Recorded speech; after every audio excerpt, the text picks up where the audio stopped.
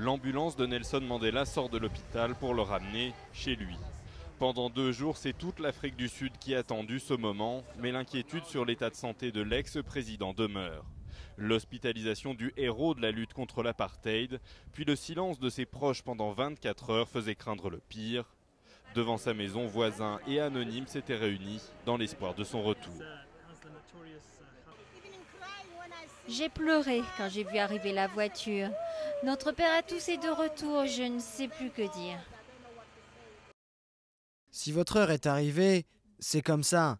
Mais lui, quoi qu'il arrive, il restera une icône, ici et dans le monde entier, pour cette génération et les suivantes. Les apparitions publiques de Nelson Mandela sont de plus en plus rares. Filmé ici lors de son 92e anniversaire en juillet dernier, juste après son apparition à la finale de la Coupe du Monde, il semble à chaque fois plus fragile.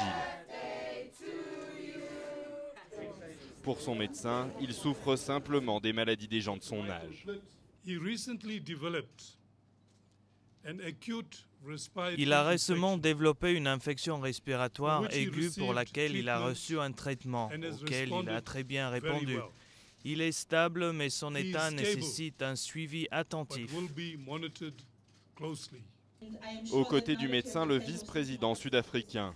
La santé de Nelson Mandela reste une affaire d'État, même si le vieux héros n'a plus de participation active dans la vie publique. Nous devons rester calmes et continuer nos prières pour que Madiba reste avec nous pour célébrer son 93e anniversaire et plus encore.